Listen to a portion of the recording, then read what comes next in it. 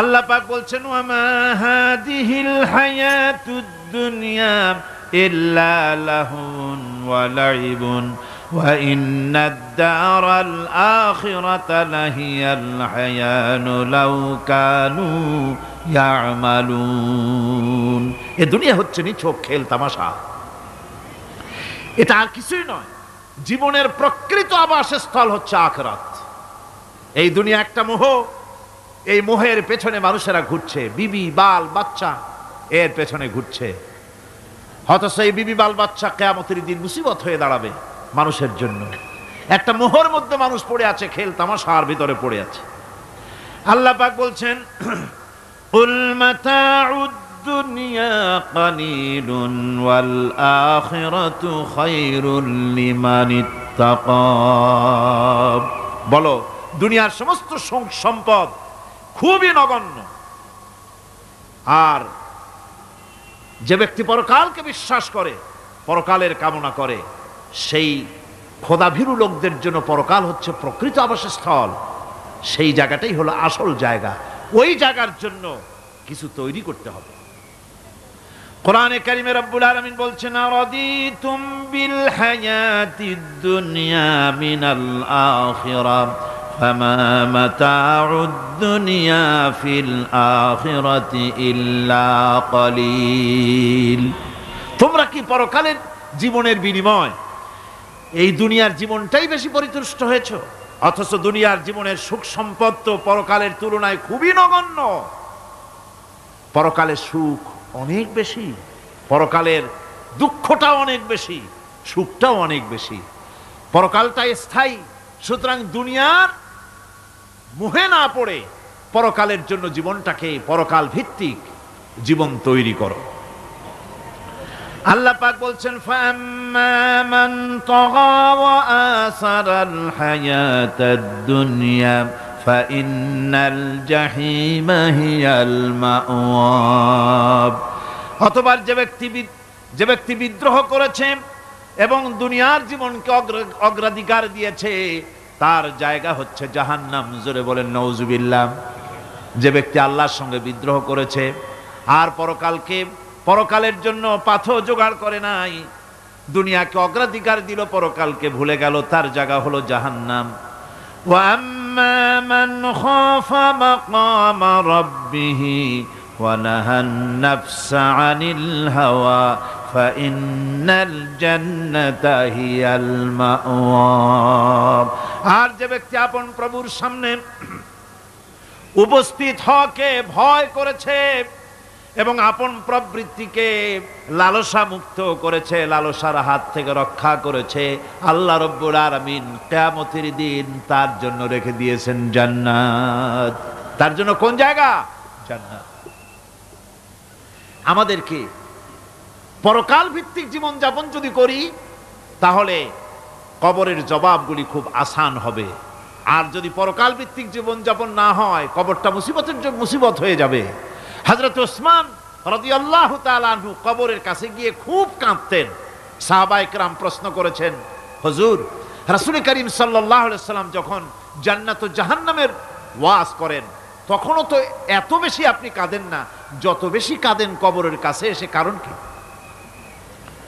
হযরত ওসমান রাদিয়াল্লাহু তাআলা আনহু বলতেন, আমার সাথীরা, আমি আমার হাবিবের কাছে, আল্লাহ রাব্বুল আলামিনের রাসূলের কাছে আমি শুনেছি এই কবরটাই হলো প্রথম স্টেশন, এই কবরটাই হলো প্রথম ইমিগ্রেশন কাউন্টার।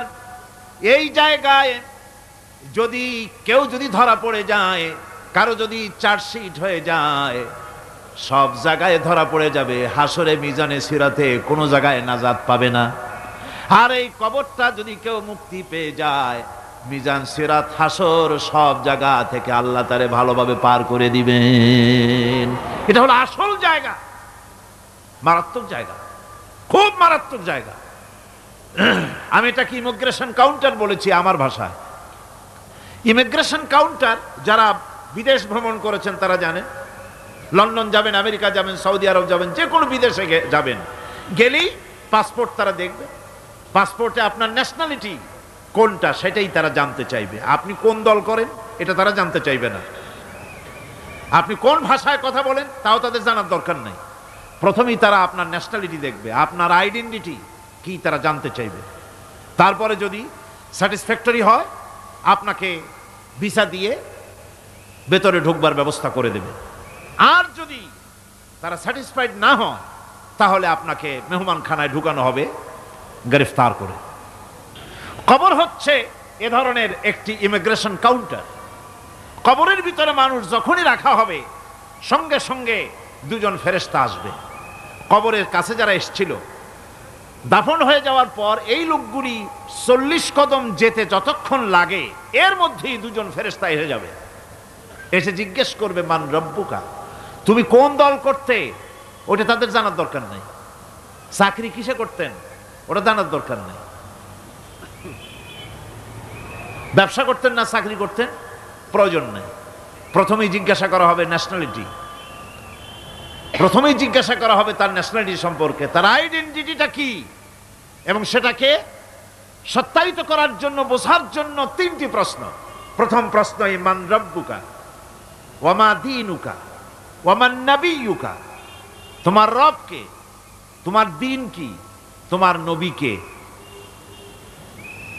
যদি এই ব্যক্তি বেঈমান হয়, মুনাফিক হয়, সে বলবে হায় হাতা লা আদরি, হায় হাতা লা আদরি, জানি না আমার রবকে আমি জানি না। তোমার দিন কি, দিন কারে কয় বুঝি না। এরপরে আল্লাহর নবী জনাবে মুহাম্মদ রাসূলুল্লাহ সাল্লাল্লাহু আলাইহি ওয়াসাল্লামকে দেখানো হবে, বলা হবে মা কুনতা তাকুলু ফি হাদার রাজুল, এই ব্যক্তি সম্পর্কে তোমার ধারণা কি নিকে, বলবে আমি চিনি না। নাউযুবিল্লাহ। বাস, এরপরে তার যা হবার তাই শুরু হয়ে যাবে। আর যদি বান্দাটা মুমিন হয়, প্রশ্ন করা হবে মান রব্বুকা, জবাব দেবে রব্বি আল্লাহ, আমার রব আল্লাহ রাব্বুল আলামিন। ওয়া মা দীনুকা, দীনুনা ইসলাম, আমার দিন হচ্ছে ইসলাম। এরপরে আল্লাহর নবীকে দেখানো হবে। কয়েক রকমের বর্ণনা আছে, কোন বর্ণনায় আছে হুজুরের আকারে দেখানো হবে, অথবা রাসূলকে সরাসরি দেখানো হবে। বলা হবে মা কুনতা তাকুলু ফি হাদার রাজুল, এই লোকটি সম্পর্কে ধারণা কি। মুমিন ব্যক্তি বলবে হাদা নবিয়ুনা মুহাম্মাদুর রাসূলুল্লাহ সাল্লাল্লাহু আলাইহি ওয়াসাল্লাম, ইনি আমার তো সেই নবী মুহাম্মাদুর রাসূলুল্লাহ সাল্লাল্লাহু আলাইহি ওয়াসাল্লাম। আমরা যেন এই রকমের জবাব দিতে পারি, আল্লাহ কবুল করো। সকলে জোরে কোন আমিন। জবাব হয়ে যাওয়ার পর গায়ব থেকে আওয়াজ আসবে ফাফরিশু বিল জান্নাতি ওয়ালবিসু বিল জান্নাহ, ও আমার ফেরেশতারা আমার এই বান্দাকে জান্নাতের পোশাক পরায়া দাও আর কবরটাকে জান্নাতের বিছানা বিছায়া দাও। জান্নাতের পোশাক পরায় দাও, জান্নাতের বিছানা বিছায়া দাও। ইলা মাদ্দা বাসারিহি, তার চোখের দৃষ্টি যতদূর যায় কবরটা ততটা প্রশস্ত করে দাও। এরপর বেহেশতের পোশাক পরাইয়া বেহেশতের বিছানা বিছায়া ফেরেশতা বলবে নম কানাউমুল উরুস, ঘুমিয়ে যাও। দুলামিয়া যেমন বাসর সজ্জায় নতুন বউ নিয়ে আরামে ঘুমায়, এরকম আরামে ঘুমায় যাও। ইলা ইয়াউমিল কিয়ামা, কিয়ামত পর্যন্ত ঘুমায় থাকো, আরামে ঘুমিয়ে থাকবে। এরপরে সিংগায় ফুৎকার হবে, সিংগার ফুৎকারের আওয়াজে তার ঘুম ভেঙে যাবে। বলবে ইয়া ওয়াইলানা মান বা'সানা মিন মারকাদিনা, হায় আফসোস, আমার এত আরামের ঘুম থেকে কে আমাকে জাগ্রত করলো, আমার ঘুমটারে নষ্ট করলো কে। আওয়াজ আসবে হাদা মা ওয়াদার রহমান ওয়া সাদাকাল মুরসালুন, এটা হচ্ছে রহমানের সেই ওয়াদা, আর মুরসালিনরা নবীরা সত্য কথাই বলেছিলেন, সেই কিয়ামত অনুষ্ঠিত হচ্ছে। আমার বন্ধুগণ, সেজন্য এই দুনিয়ার মোহে পড়ে থাকলে পরে দুনিয়ায় যারা অগ্রাধিকার দিবে দুনিয়াকে পরকালের তুলনায়, জবাব দিতে পারবে না কবরের ভিতরে গিয়া। আর যারা পরকালকে অগ্রাধিকার দিবে, দুনিয়ার চাইতে পরকালকে বেশি অগ্রাধিকার দেবে, আর আল্লাহর ভয় কলিজার ভিতরে রাখবে, কবরের জবাব সঠিকভাবে দিতে পারবে। কিয়ামতের দিন আল্লাহ রাব্বুল আলামিন তাদের জন্য জান্নাত দান করবেন, জোরে বলেন আমিন। দুনিয়াটা হচ্ছে দুনিয়া যেখানে আমরা আসি। আমি আগেই বলেছি দুনিয়া হচ্ছে আদনা শব্দ থেকে এর উৎপত্তি হয়েছে। তুচ্ছ, নিকৃষ্ট, এটার দাম নাই, এটার মূল্য নাই।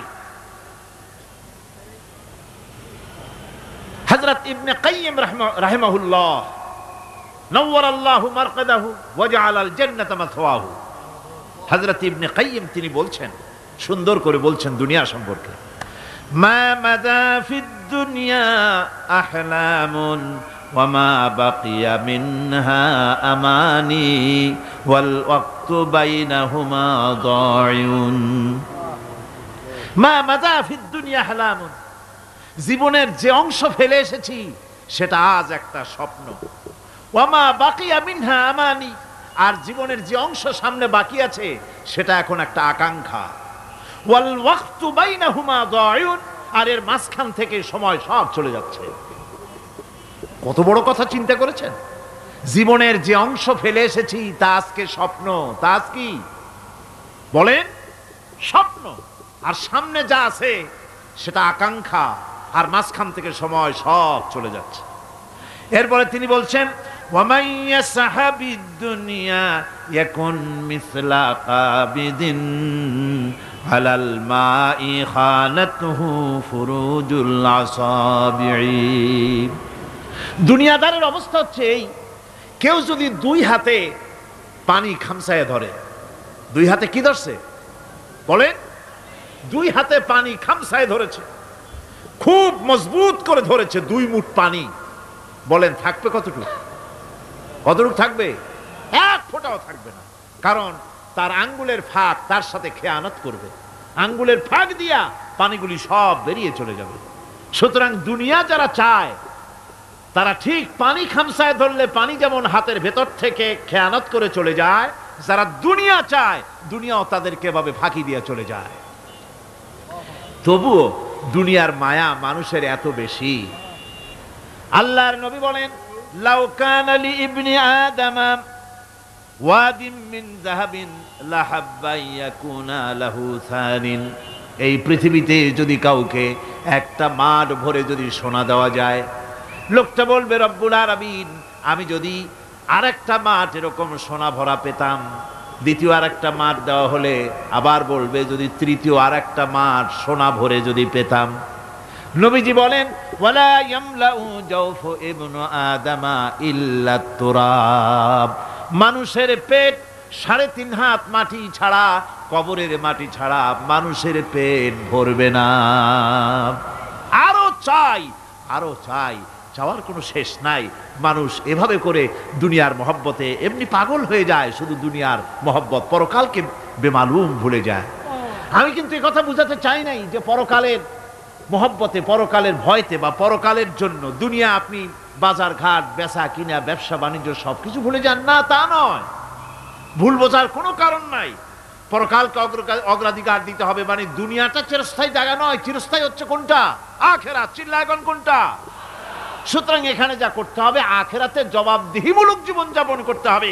আপনি ব্যবসা করবেন, ওজনে কম দিতে পারবেন না, আপনি খাদ্যে ভেজাল দিতে পারবেন না, চুরি করতে পারবেন না, ডাকাতি করতে পারবেন না, জেনা করতে পারবেন না, বদমাশি করতে পারবেন না, মদ খেতে পারবেন না, সন্ত্রাসী হতে পারবেন না, হাইজাকার হতে পারবেন না, চাঁদাবাজ হতে পারবেন না, মুনাফাখোর হতে পারবেন না, আপনি চোরা কারবারি হতে পারবেন না, ঘুষখোর হতে পারবেন না, সুদখোর হতে পারবেন না। এই সব কাজ পরকালকে বিশ্বাস করলেই এ সমস্ত কাজ থেকে মানুষ বিরত থাকতে পারে। কথা ঠিক কিনা? এটাই হচ্ছে পথ। সুতরাং এই পৃথিবী থাকবে না, এটা কি চিরকাল থাকবে না, এর একটা পরিসমাপ্তি ঘটবে।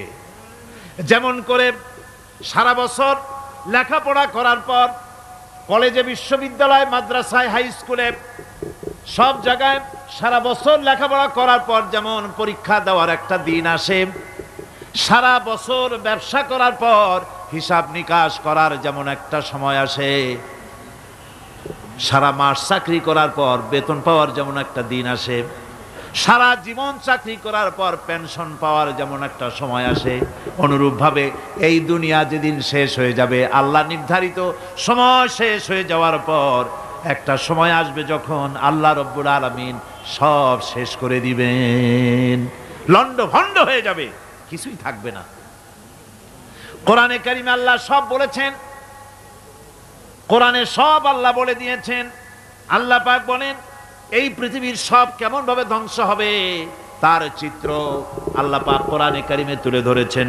ইযাস সামাউ ফাতারাত ওয়া ইযাল কাওয়াকিবু তাসারাত ওয়া ইযাল বিহারু ফুজ্জিরাত ওয়া ইযাল কুবুরু বু'সিরাত। যখন আকাশসমূহ দীর্ণ বিদীর্ণ হয়ে যাবে, তারকাগুলি বিক্ষিপ্ত হয়ে ছিটকে পড়বে, আর সমুদ্রগুলি উচ্ছ্বসিত হয়ে পড়বে, কবরগুলি সব তার ভেতরে যা আছে উদ্গীরণ করে দেবে, তারকাগুলি স্থিমিত হয়ে যাবে। এরপরে সমস্ত আকাশগুলি কাতাইয়িস সিজিল্লিল কুতুব, কিতাবের পৃষ্ঠার মতো একটার পরে একটা ঠাস ঠাস করে পড়তে থাকবে, চূর্ণ বিচূর্ণ হয়ে ভেঙে চুরে একাকার হয়ে যাবে। পাহাড়গুলিকে উড়িয়ে দেওয়া হবে, চন্দ্র এবং সূর্য একাকার হয়ে যাবে। আল্লাহ রাব্বুল আলামিন বলেন ফাইযা বারিকাল বাসার ওয়া খাসাফাল কমার ওয়া জুমিআশ শামসু ওয়াল কমার। চক্ষু যখন বিস্ফারিত হয়ে যাবে, চাঁদ যখন তার আলো হারিয়ে ফেলবে, সূর্য যখন তার আলো হারিয়ে ফেলবে, চাঁদ আর সূর্য সব একাকার হয়ে যাবে, সেই সময়ের অবস্থাটা কি চিন্তা করো। মানুষ হয়রান হয়ে দৌড়াদৌড়ি করবে। ওয়াহুমিলাতিল আরদু ওয়াল জিবালু ফাদুক্কাতা দাক্কাতান ওয়াহিদা। জমিন এবং পাহাড়গুলির মধ্যে আল্লাহ রাব্বুল আলামিন সংঘর্ষ বাঁধিয়ে দিবেন, পাহাড়গুলি ভেঙে চুরে টুকরা টুকরা হয়ে যাবে। পাহাড়গুলি উঁচু করে জমিনের উপরে আছাড় মেরে আল্লাহ রাব্বুল আলামিন ভেঙে চুরে চুরমার করে দিবেন। সুবহানাল্লাহ। ওয়া তাকুনুল জিবালু কালইহনিল মানফুস।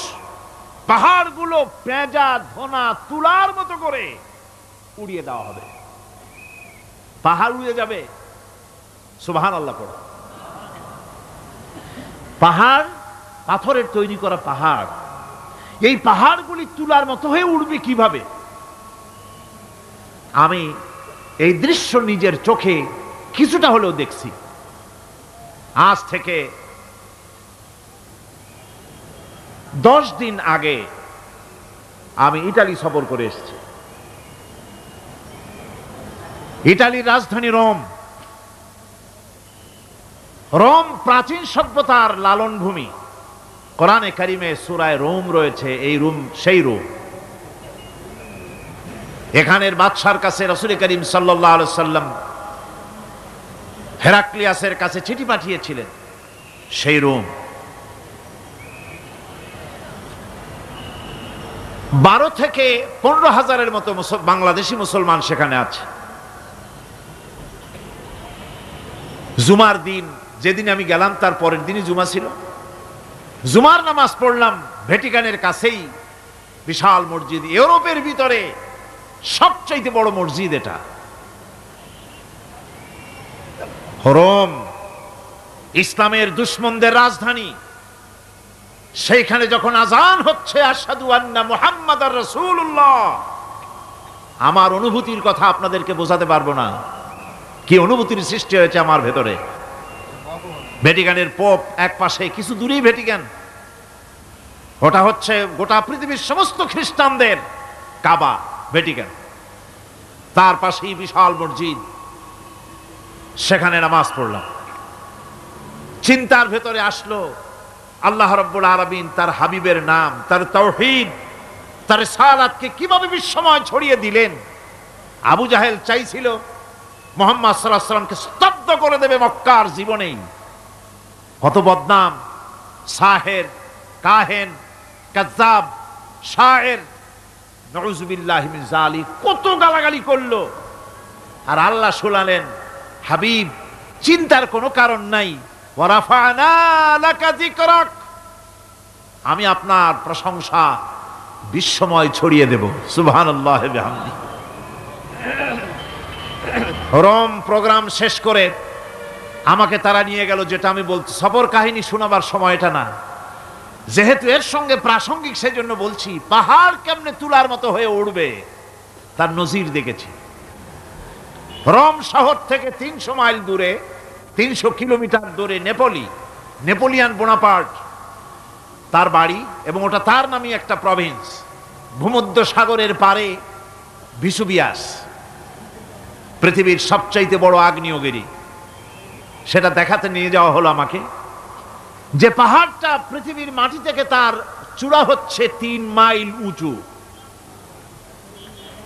এর 2 মাইল গাড়িতে করে ঘুরে ঘুরে যাওয়া যায়, এরপর আর গাড়িতে যাওয়া যায় না, বাকিটুকুন যেতে হবে হেঁটে হেঁটে। পাহাড়ের উপরে অক্সিজেন কম, বেশ কষ্ট হচ্ছিল উঠতে।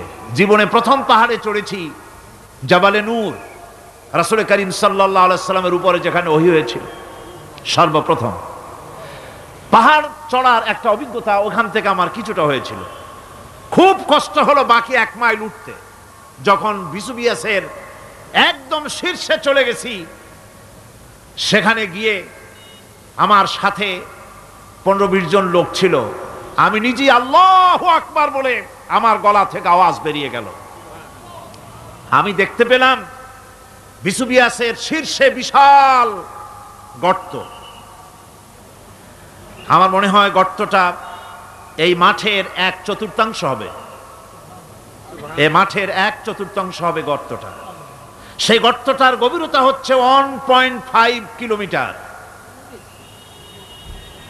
এইখান থেকে পাথরগুলি উত্থিত হয়েছে, আগ্নেয়গিরি পাথর আগুনে গলে লাভা হয়ে এগুলি পাহাড় বেয়ে উপচে পড়েছে, চতুর্দিকে 12 মাইল ছড়িয়ে গিয়েছে। আমার মনে পড়ল ওয়াকুদুহান নাসু ওয়াল হিজারা, জাহান্নামের আগুনের ইন্ধন হবে মানুষ আর পাথর। আমি সেখানে সেজদায় পড়ে গিয়া কানলাম আর বললাম, আল্লাহ জাহান্নামের আগুন হারাম করে দিও আমাদের জন্য। পাথর কিভাবে গললো, গলে পাথরগুলি গলে পুড়ে চতুর্দিকে পড়েছে আর ছিটকেছে, চতুর্দিকে ছিটকে পড়েছে। সেই পাথরগুলি ছিটকে ছিটকে যেগুলি পুড়ে পড়েছে সেগুলিকে দূরে সাদা রঙের বলে মনে হয়, কোনোটা সাদা কোনোটা কালো, মনে হয় যেন তুলার মতো হয়ে পড়ে আছে চতুর্দিকে। 1944 সনে তৃতীয়বারের মতো ভিসুভিয়াস অগ্নিগিরি যে অগ্নি উৎপাত করে, তাতে আশেপাশের 12 মাইল এলাকা এফেক্টেড হয়ে যায়। পাথরগুলি গলে এভাবে বিধ্বস্ত করে দিয়েছে। এখান থেকে এখানে জোহরের নামাজ, আসরের নামাজ আমরা পড়লাম, আল্লাহর কাছে খুব দোয়া করলাম। এখনো ধোঁয়া উঠতেছে, এখনো পাহাড়ের ফাটল দিয়ে ধোঁয়া উঠছে। একজন হাত দিয়ে আমাকে বলল যে খুব গরম লাগে ধোঁয়াগুলি। ওখানকার লোকেরা বলল যে ভেতরে এখনো আগুন আছে, তবে সুপ্ত, যে কোনো মুহূর্তে আবার তা জাগ্রত হতে পারে। আমরা সেখান থেকে নেমে এলাম। একটু কিছু দূর গিয়েই সেখানে হলো পম্পেই শহর। এই পম্পেই শহরটা হচ্ছে ঈসা আলাইহিস সালামের জন্মের 2000 বছর আগে এই শহর তৈরি হয়।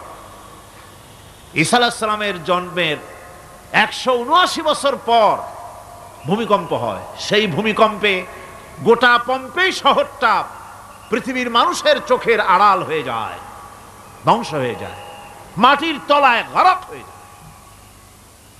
আজ থেকে 200 বছর আগে মাটি খনন করতে গিয়ে এই শহর আবিষ্কৃত হয়। পুরা শহরটা খুঁড়ে তারা বের করেছে। 180 হেক্টর জমিনের উপরে এই বিশাল শহর। ঘুরে ঘুরে দেখলাম, গাড়ি চলে না সেখানে, পায়ে হেঁটে দেখতে হলো। প্রশস্ত রাস্তা। আজ থেকে 4000 বছর আগের মানুষেরা রাস্তা বানাতে জানতো পাথর দিয়ে, এবং রাস্তার দুধারে তাদের ছিল ফুটপাত, পানির ব্যবস্থা, নগরায়নের সব রকমের সুযোগ সুবিধা। তারপরে সেখানে বিচারালয়, এরপরে দোকানপাট, বাজারঘাট, সবকিছুর ব্যবস্থা রয়েছে। বিশাল বিশাল পাথরগুলি দিয়ে পিলার তৈরি করা। ভাবলাম এই পিলারগুলি, এই পাথরগুলি তারা কিভাবে ক্রেন ছাড়া এত উপরে উঠালো কি করে, আমার মাথায় আসলো না। পাথর কেটে কেটে সুন্দর সুন্দর অঙ্কন শিল্প তারা করেছে। এরপরে ঘুরতে ঘুরতে বাদশার রাজার বাড়িতে গিয়ে ঢুকলাম। সেখানে গিয়ে দেখলাম উলঙ্গ এত মূর্তি পাথরের তৈরি করা। পাথর কেটে কেটে দেওয়ালে যৌন যৌন মিলনের এমন কোন অশ্লীল ছবি নাই যা তারা সেখানে তৈরি করে নাই। উলঙ্গ মূর্তি আর উলঙ্গ যৌন মিলনের অসংখ্য ছবি দিয়ে এই এলাকা ভরা। তখন আমি বুঝলাম আল্লাহর গজব হওয়ার কারণটা কি, এই শহরটা মাটির নিচে গরক হয়ে যাওয়ার কারণটা কি। আল্লাহ পাক জেনা ব্যভিচার যে দেশে বেশি হয় আল্লাহ পাক বরদাস্ত করেন না। দুশ্চরিত্র যে দেশের মানুষ দুশ্চরিত্র হয়ে যায়, জেনা ব্যভিচার বেশি হতে থাকে, আল্লাহ গরক করে দেন, গজব দেন। এই গজব এক এক সময় এক এক রকমের হয়ে আসে। কখনো মাটির নিচে দাবায় দেন, কখনো মহামারী, কোন দেশে কলেরা, কোন দেশে জলোচ্ছ্বাস, কোথাও ভূমিকম্প, আর সর্বশেষ এই জেনা ব্যভিচারের জন্য আল্লাহ পাকের চূড়ান্ত এই যৌনতার অশ্লীলতার জন্য চূড়ান্ত গজব বর্তমান বিশ্বের জন্য এইডস। আল্লাহ পাক এই গজব দিয়েছেন। বন্ধুগণ, আমি সেই জায়গা, আমি সেখানে যা দেখলাম যে আল্লাহ পাক পাহাড়গুলিকে কিভাবে উড়াবেন এটা অস্বীকার করার কোনো উপায় নাই। বিশ্বাস তো করতামই, তবে হযরত ইব্রাহিম আলাইহিস সালাম যেমন বলেছিলেন, রব্বি আরিনি কাইফা তুহিল মাউতা, আয় আল্লাহ তুমি মরাকে জিন্দা করবা কেমনে? আল্লাহ পাক বলেন আওয়ালাম তুমিন, তুমি বিশ্বাস করো না? ইব্রাহিম আলাইহিস সালাম বললেন বালা, অবশ্যই বিশ্বাস করি, ওয়ালাকিন লিয়াতমাইন্না কলবি, যদি চোখে দেখতাম তাহলে আমার অন্তরাত্মা খুব ঠান্ডা হতো। আল্লাহ রাব্বুল আলামিন চোখে দেখায় দিলেন জিন্দা কেমনে মুর্দা হবে, মুর্দা কেমনে জিন্দা হবে, আল্লাহ দেখায় দিলেন। পাহাড় উড়ায় দিবেন আল্লাহ রাব্বুল আলামিন। একথা কলিজার মধ্যে এটার উপর ঈমান বিশ্বাস, কিন্তু আল্লাহ চোখে দেখাইছেন, ঈমান আরো মজবুত হয়েছে, যা ছিল আরো মজবুত হয়েছে। সুবহানাল্লাহ। আল্লাহর ভয়তে কলিজা কেঁপেছে। আমি পাহাড়ের উপরে কেঁদেছি, যার যার হয়ে কেঁদেছি। বন্ধুগণ, আল্লাহ সুবহানাহু ওয়া তাআলা এই জন্য বলেছেন কুল সিরু ফিল আরদ, আমার জমিন ঘোরো, ভালো করে দেখো, কাইফা কানা আকিবাতুল মুকাজ্জিবিন, মহাসত্যকে যারা অস্বীকার করেছে তাদের পরিণতি আমি কি করে দিয়েছি, এগুলি চোখে ভালো করে তাকায় দেখো। আমার বন্ধুগণ, সুতরাং এই পৃথিবীর অবসান হবে, এই পৃথিবী ধ্বংস হবে, এই পৃথিবী চূড়ান্তভাবে শেষ হয়ে যাবে। ও হ্যাঁ, আরেকটি কথা বলতে হয়, সেটা হচ্ছে যে এই রোম থেকে আরেকটু দূরে 900 মাইল দূরে হচ্ছে সিসিলি। 900 মাইল দূরে, সেখানে এই সিসিলি মুসলমানেরা শাসন করেছিল 350 বছর। সেই সিসিলিতে রয়েছে 360টা মসজিদ মুসলমানদের করা। সমস্ত মসজিদগুলি আজ তালা বন্ধ, একটা মসজিদও খোলা নাই। সেখানকার মুসলমানেরা ওয়াজ শুনতে এসেছিল রোমে। আমি তাদের জন্য পরামর্শ দিয়েছি যে গভর্নমেন্টের কাছে তোমরা দাবি জানাও যে অন্তত একটা মসজিদের দরজা আমাদের জন্য খুলে দাও। রোমের অবস্থানরত প্রবাসী বাংলাদেশি মুসলমানেরা আমাকে বলেছে, তাদের অনেকের বাড়ি চট্টগ্রামেও আছে, আমাকে বলেছে তাদের চোখে পানি আসছে বলার সময় যে চিরঙের তাফসীর মাহফিল যখন আসে কলজাটা কাঁদতে থাকে যাওয়ার জন্য। তো যাওয়া তো সম্ভব না এত দূর থেকে, আমাদের সালাম বলে দিবেন যত লোক আসবে, আর আমাদের জন্য দোয়া করতে বলবেন যেন এই রোমের ভিতরে আমরা ইসলামের আদর্শের ভিত্তিতে আমরা যেন চলতে পারি। আপনারা দোয়া করুন তাদের জন্য। ভাইরা আমার, এই পৃথিবী একদিন পরিসমাপ্তি ঘটবে এবং আল্লাহর দরবারে আমাদেরকে উঠতে হবে এবং সেখানে আমাদের বিচার হবে। সেখানে আমাদের কি হবে? বিচার হবে। আল্লাহ পাক বিচারটাকে নির্ভুল করার জন্য, সঠিক করার জন্য প্রত্যেকের গলায় আমলনামা ঝুলায় রাখছেন। এখানে রেকর্ডের ব্যবস্থা করা হয়েছে। আল্লাহ পাক বলছেন ওয়া কুল্লা ইনসানিন আলজামনাহু তাইরাহু ফি উনুকিহি ওয়া নুখরিজু লাহু ইয়াওমাল কিয়ামাতি কিতাবান ইয়ালকাহু মানশুরা। আল্লাহ পাক বলেন প্রত্যেকের ভালো মন্দ কর্মফল, কর্মলিপি আমি তার গলায় ঝুলায় রেখেছি। কিয়ামতের দিন সে নিজের কাছে স্পষ্ট সব দেখতে পারবে, কোনো জিনিস বাদ পড়বে না। তার গলায় তার আমলনামা ঝুলানো আছে, সব রেকর্ড হতেছে। আমরা যা করছি সবগুলি রেকর্ড হয়ে যাচ্ছে। বর্তমান বিজ্ঞানীরা আবিষ্কার করেছে যে মানুষের শরীরের ভিতরে ডিএনএ আছে, রক্তের ভিতরে ডিএনএ, এটা একটা কোড ওয়ার্ড। মানুষের রক্তের ভিতরে ডিএনএ আছে, যেমন তার ব্রেনের ভিতরে কতগুলি কোষ আছে, এক একটা কোষ এক এক ধরনের কাজ করে, অনুরূপভাবে তার শরীরের ভিতরে রক্তের ভিতরে ডিএনএ আছে। এই ডিএনএটা কি? এই ডিএনএটা হচ্ছে, এই ডিএনএ একটা কম্পিউটারের মতো কাজ করতেছে। লোকটা কি করবে, কোথায় যাবে, সে ভালো হবে মন্দ হবে কি হবে, সব তার ডিএনএর মধ্যে রেকর্ডকৃত আছে। এটা বোঝার জন্য একটা সুন্দর দৃষ্টান্ত দেওয়া যায়। যেমন এই কাগজটাকে আপনারা মনে করুন একটা গাড়ির একটা গাড়ির ব্লুপ্রিন্ট। এখানে লেখা আছে গাড়ি কিভাবে তৈরি হবে। এই কাগজটা নিয়ে ঘরের মধ্যে রেখে দিলেন।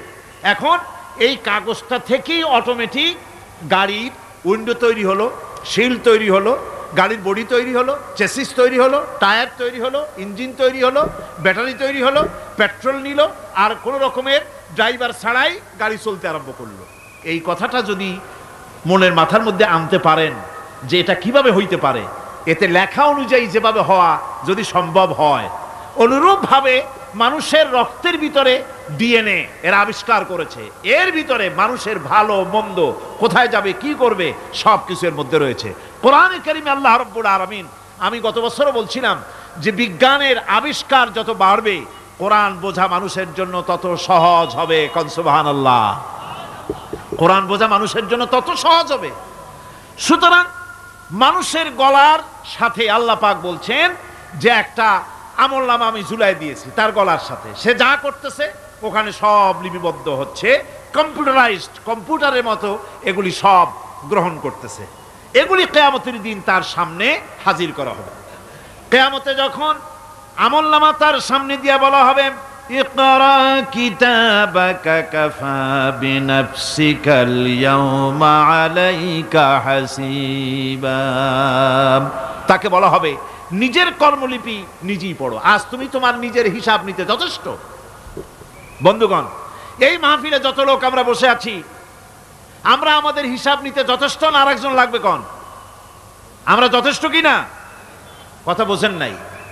আমি বলতে চেয়েছি এটা, আমরা যদি এখন চোখ বুঝে চিন্তা করি যে পিছনের জীবনে কি করেছি, মনে পড়বে নাকি পড়বে না? বলেন সবাই, পড়বে কি পড়বে না?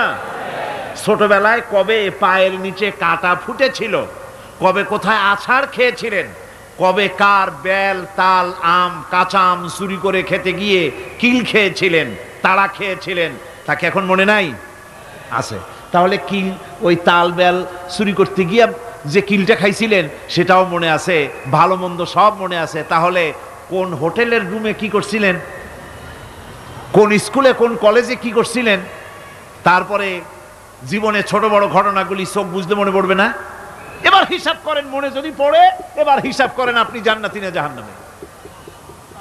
আপনি আপনার নিজের হিসাব নেওয়ার জন্য যথেষ্ট। তাকে হিসাব করতে বলা হবে, তোমার হিসাব, তোমার নিজের হিসাব নেওয়ার জন্য তুমি যথেষ্ট, তোমার হিসাব তুমি নিজেই করো, এটা পড়ো। আর সেই কিয়ামতের দিন কোনো সাহায্যকারী মিলবে না। লান তানফাকুম আরহামুকুম ওয়ালা আওলাদুকুম ইয়াউমাল কিয়ামাহ। লান তানফাকুম, কিয়ামতের দিন কোনো ফায়দা হবে না, অবশ্যই কোনো ফায়দা হবে না, কোনো উপকারে আসবে না। কিয়ামতের দিন তোমার সন্তান, তোমার স্ত্রী, তোমার মাল, তোমার সম্পদ কোনো উপকারে আসবে না। কিয়ামতের ময়দানে সেদিন সব তোমার সাথে বিচ্ছেদ করবে, সব পালায় যাবে। সেখানে উৎকোষেরও কোনো কারবার নাই যে ঘুষ টুস দিয়া, ফেরেশতাদের কোনো রকম বুঝবাজ দিয়া, আলাদা কোনো চোরাগলি পথ দিয়া একেবারে ফুট করে ভেসতে চলে যাবেন, এমন কোনো সুযোগ নাই। অনেকে বলে, হুজুর এমন কিছু দোয়া শিখায় দেন যাতে ওই সব জেহাদ বোমা এগুলি খুব ভয় পাই, ও সব রাস্তা টাস্তা না, খুব সহজে কিছু দোয়া দুরূদ করিয়া আস্তে করে জান্নাতে চলে যাওয়া যায়, এরকম একটা দোয়া, এরকম একটা পথ বলে দেন।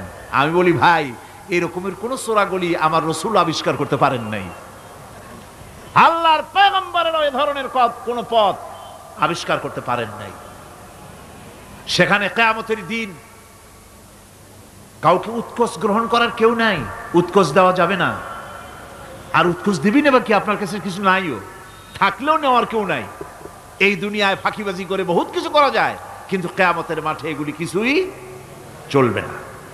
اليوم لا ينفع مال ولا بنون কিয়ামতের দিন ধন সন্তান সন্ততি আর সম্পদ কোনো কাজে লাগবে না। সেদিন শুধু আমল যদি ভালো হয় কাজে লাগবে, আমল খারাপ হবে সব শেষ হয়ে যাবে।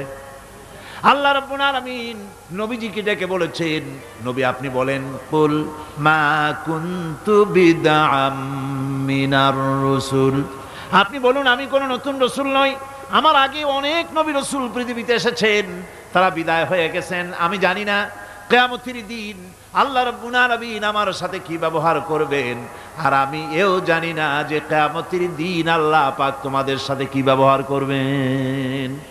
এই আয়াত নাজিল হওয়ার পর আল্লাহর হাবিব তার মেয়েকে ডাকলেন, জামাইকে ডাকলেন, নাতিদেরকে ডাকলেন, আহলে বাইতদেরকে ডাকলেন, আর বললেন, ও আমার মেয়ে কলিজার টুকরা ফাতেমা গো শোনো, কেবলমাত্র আয়াত নাজিল হয়ে গেল, আল্লাহ পাক আমাকে শোনায়ছেন কিয়ামতের দিন আমি জানি না আমার সঙ্গে কি ব্যবহার করা হবে, আর এও জানি না যে তোমাদের সাথে কি ব্যবহার করা হবে।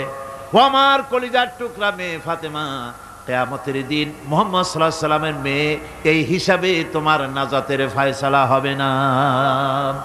ও আমার কলিজার টুকরা নাতি হাসান আর হোসেন, কিয়ামতের দিন মুহাম্মদ সাল্লাল্লাহু আলাইহি সাল্লামের নাতি হিসাবে ফয়সালা হবে না। ও আমার জামাই হযরতে আলী, কিয়ামতের দিন আমার জামাই হিসাবে নাজাতের ফয়সালা হবে না। আমল যদি ভালো হয় ফয়সালা ভালো হবে, জান্নাতে চলে যাবে। আমল যদি খারাপ হয় কার নাতি কার জামাই দেখা হবে না। সুবহানাল্লাহ, কঠিন কিয়ামতের মাঠ। এই পরকালের বিশ্বাস যদি কলিজার মধ্যে ঢোকে মানুষ ভালো হয়ে যাবে। কোন সুবহানাল্লাহ। আপনাদের দৃষ্টিতে পারবে, কথার জবাব যে দিলেন না। পুলিশে কি মানুষের চরিত্র ভালো বানাইতে পারবে? পুলিশের চরিত্র ভালো বানাবে কেডা? সেটাই তো কথা।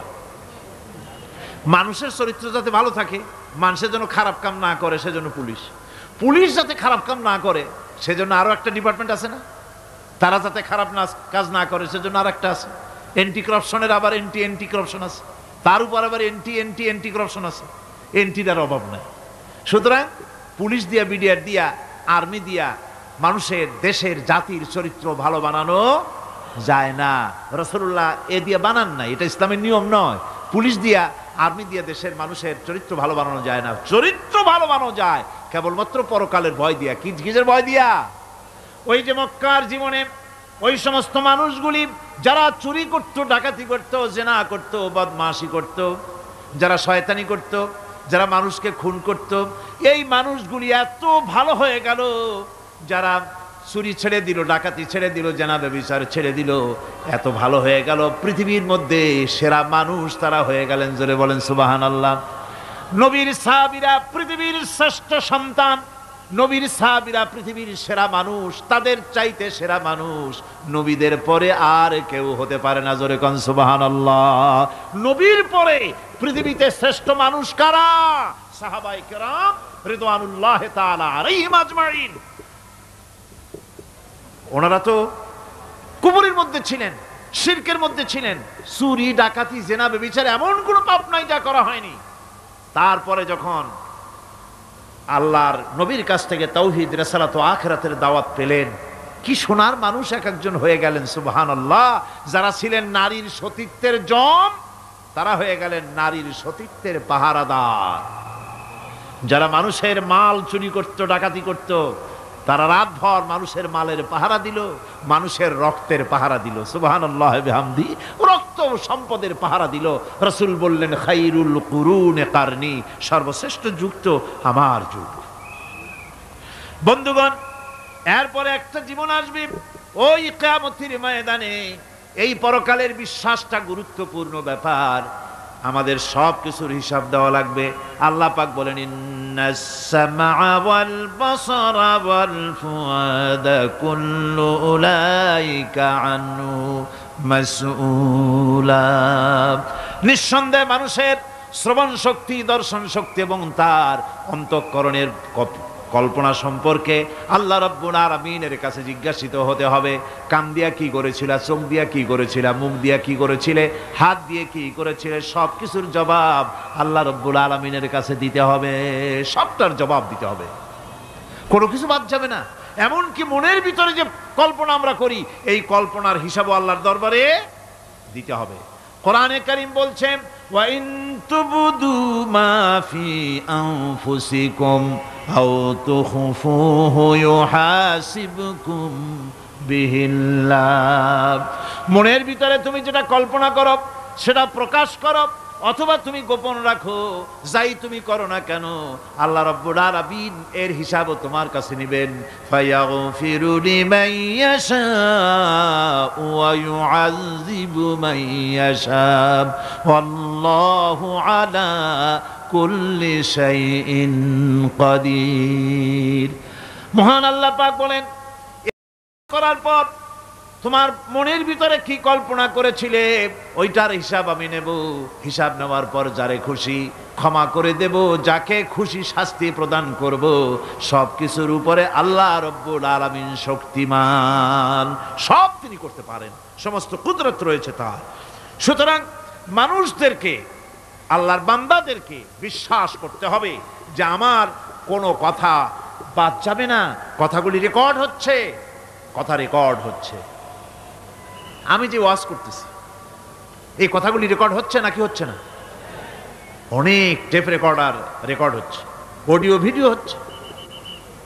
আজ থেকে 50 বছর পর যদি এই রেকর্ড বাজানো হয়, আমাকে যদি বলা হয় যে আপনি অমুক জায়গায় অমুক কথা বলেছেন, আমি যদি বলি না আমি কথা বলি নাই, তারপরে যদি রেকর্ড বাজানো হয়, তাহলে আমি কথা যে বলি নাই যদি বলি, তাহলে এটা ধরা পড়বে না? সেখানে ধরা পড়বে না? তাহলে এই মানুষের কথা প্লাস্টিকের ফিতায় রেকর্ড করে 50 বছর, 100 বছর, 200 বছর, 500 বছর যদি প্লাস্টিকের ফিতায় এটাকে চলচ্চিত্র করে অথবা টেপ রেকর্ডারে করে যদি ধরে রাখা যায়, এই বুদ্ধিটা কে দিলেন কন্ত দেখি? সবাই কন্যা এই বুদ্ধিটা দিলেন কে? যে আল্লাহ রাব্বুল আলামিন মানুষের মাথায় বুদ্ধি দিলেন, যার দ্বারা সে মানুষের কথাবার্তা অ্যাক্টিভিটি সব ধরে রাখতে পারে।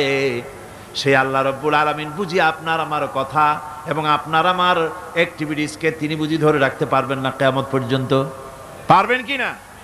সেজন্য রাব্বুল আলামিন বলেন, মা ইয়ালফিযু মিন কাওলিন ইল্লা লাদাইহি রাকীবুন আতীদ। সমস্ত কথা রেকর্ড হচ্ছে। সুবহানাল্লাহ কোন জোরে! সমস্ত কথা রেকর্ড হচ্ছে, একটা কথাও বাদ যাবে না।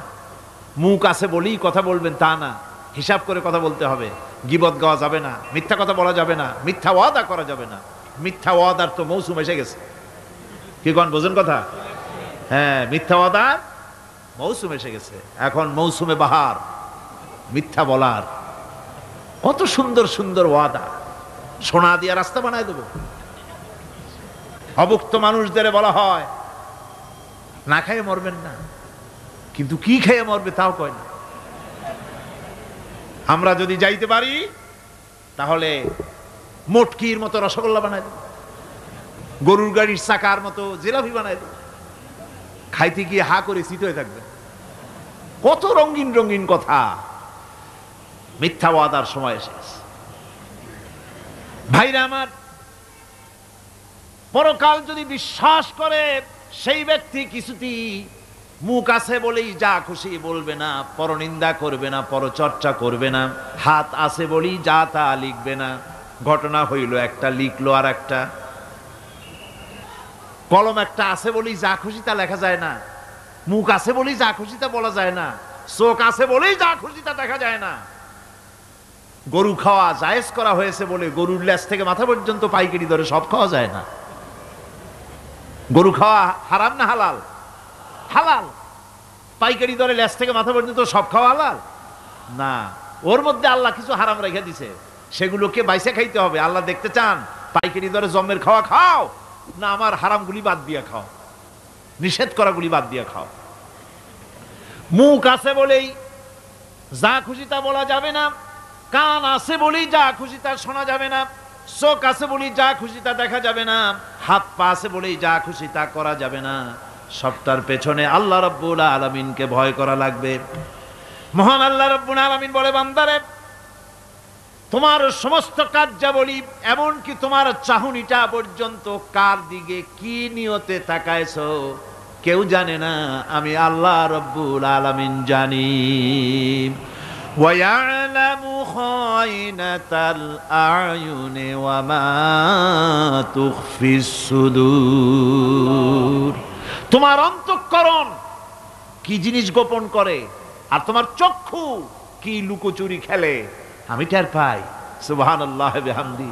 চশমার ফাঁক দিয়া কি দেখো, কারে দেখো, কি নজরে দেখো, সানগ্লাস পরিয়া কেউ ঠিক পায় না, আমি ঠিক পাই। সুবহানাল্লাহ, জোরে কান সুবহানাল্লাহ।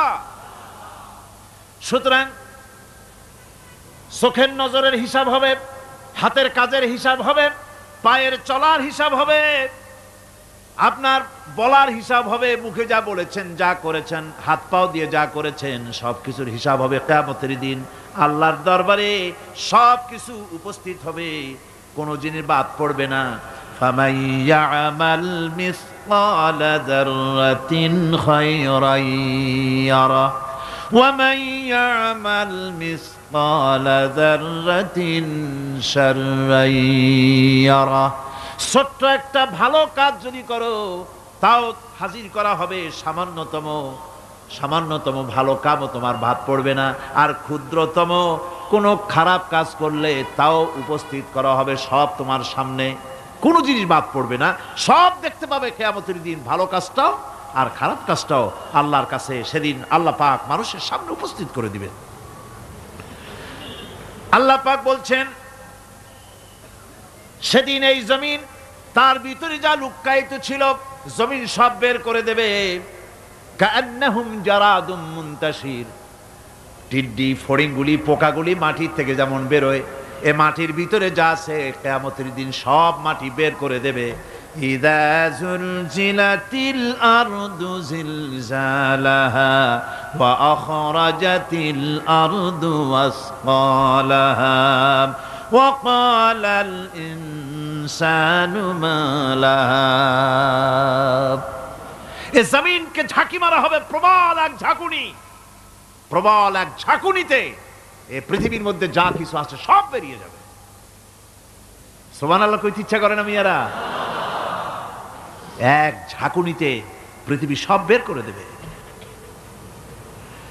মানুষ হয়রান হয়ে বলবে, কি হয়েছে, এ মাটির হলোটা কি?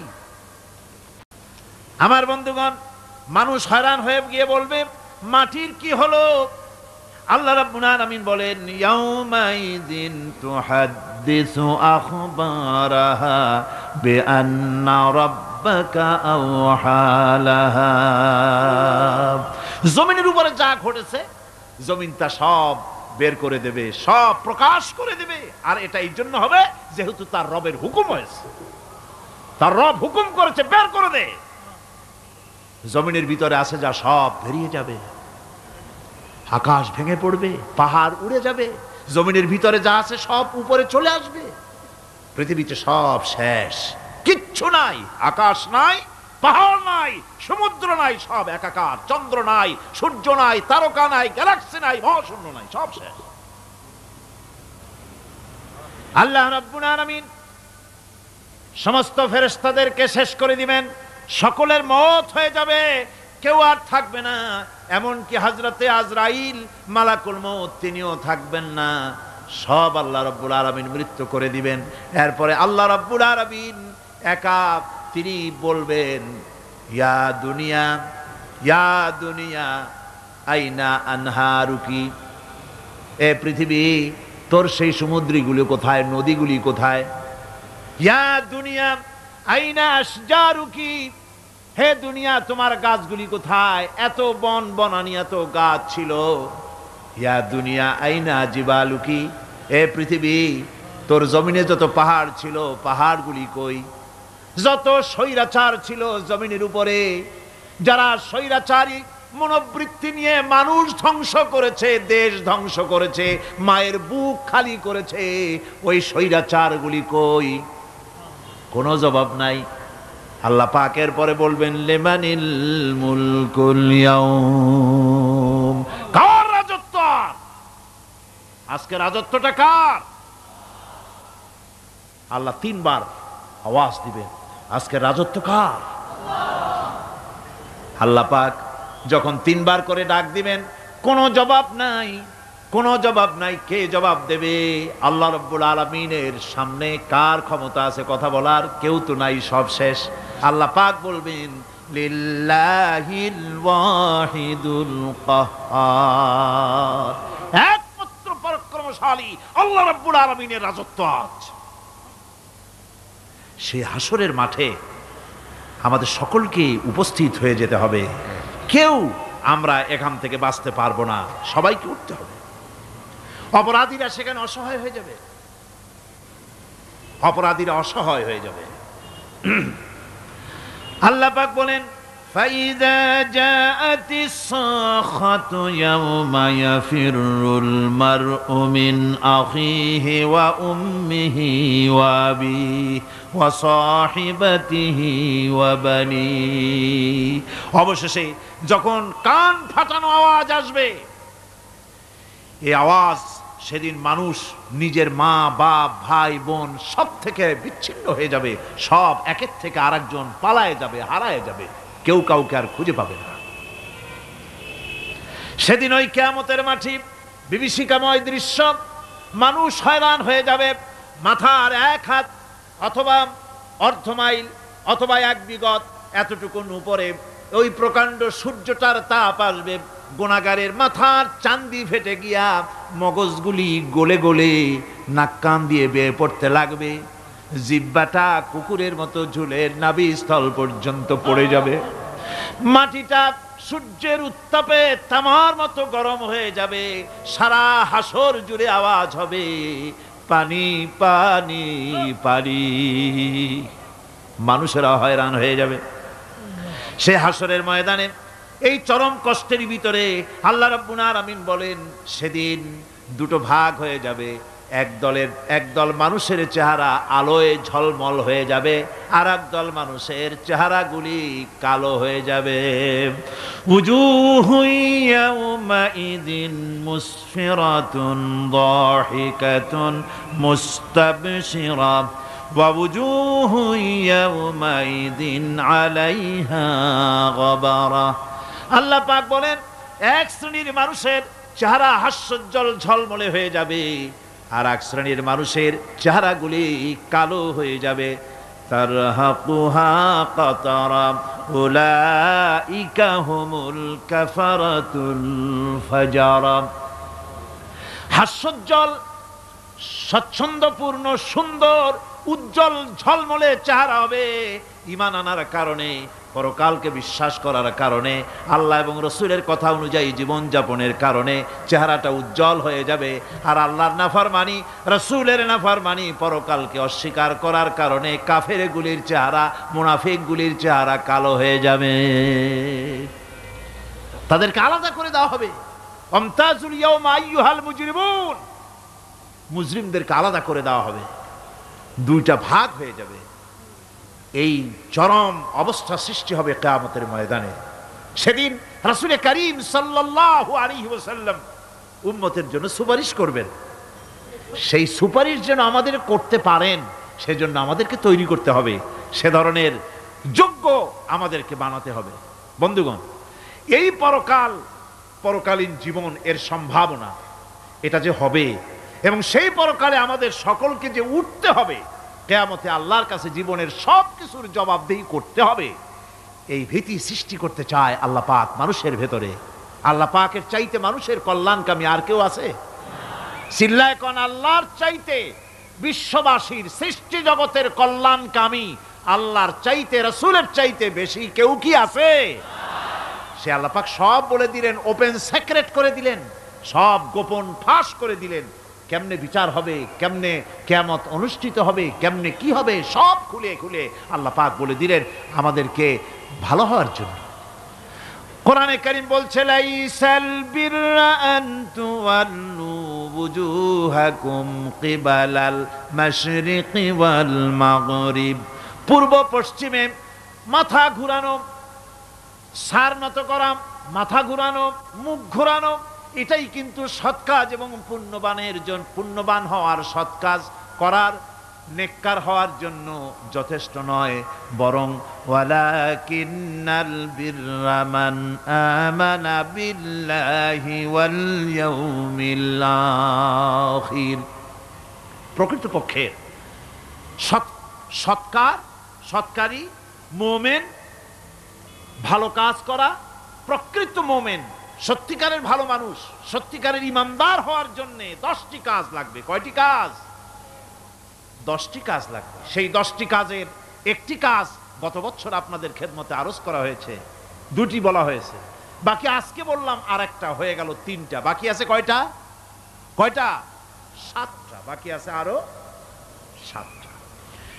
পরকাল ভিত্তিক জীবনযাপন যদি করতে পারি তাহলে আমরা হব দুনিয়ার শ্রেষ্ঠ মানুষ। কোন আলহামদুলিল্লাহ। আমার দেশ, আমার জাতি, আমার school, college, university, secretariat, cantonment, রান্নাঘর থেকে শুরু করে বঙ্গভবন, দেশের সর্বত্র মানুষের ভেতরে যদি পরকালের জবাবদেহিমূলক জীবনযাত্রার অনুভূতি সৃষ্টি করে দেওয়া যায়, কিয়ামত আছে আর জবাব দিতে হবে আল্লাহর দরবারে। এই পরকালকে এভাবে বিশ্বাস করতে পারলে, ওইভাবে জীবন গড়তে পারলে দেশ সুখী হবে, সমৃদ্ধশালী হবে, বিপদ দূরীভূত হবে, অন্ধকারের আমানিশা দূর হয়ে গিয়ে পৃথিবীতে আবার সুন্দর সূর্য উদিত হবে। ইসলামের নতুন বার্তা নিয়ে পৃথিবীতে শান্তি আসবে, সুখ আসবে, সমৃদ্ধি আসবে, স্বাধীনতা টিকবে, সার্বভৌমত্ব টিকবে, দেশ এক সুখী সমৃদ্ধশালী সুন্দর দেশে পরিণত হবে। বাংলাদেশ হবে পৃথিবীর একটা আদর্শ দেশে পরিণত হয়ে যাবে যদি এই কথাগুলি আমরা বিশ্বাস করি আর আমল করে চলতে পারি। আল্লাহ পাক যেন সে তৌফিক আমাদের দেন। সকলে বলি আমিন। সকলে কন আমিন। মুনাজাত হবে, দাঁড়ানো ভাইরা বসে। মুনাজাত হবে, দাঁড়ানো ভাইরা সকলে বসে।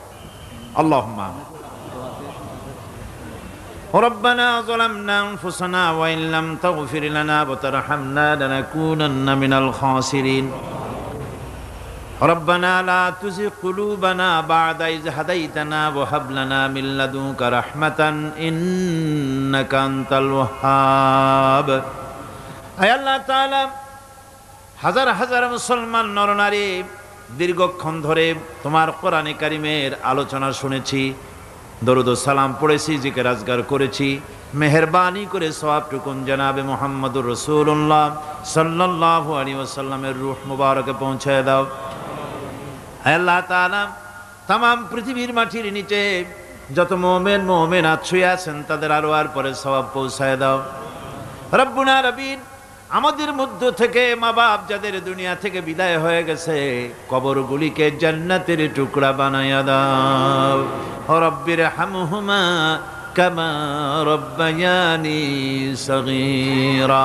সকলে পড়েন রব্বির হামহুমা কামা রব্বায়ানি সগীরা। আয় আল্লাহ তাআলা, আমাদের পীর মুর্শিদ, আমাদের উস্তাদ, আমাদের ভাই বোন, আত্মীয় স্বজন যার যা মারা গেছে সকলকে ক্ষমা করে দাও। গোটা পৃথিবীতে আজকে যত মুসলমান বেঁচে আছেন সমস্ত মুসলমানদের গুনাহ খাতা মাফ করে দাও। সমস্ত মুসলমানদেরকে এক বানায় দাও, নেক বানায় দাও। মুসলমানদের জিন্দেগির গুনাহ খাতা মাফ করে দাও।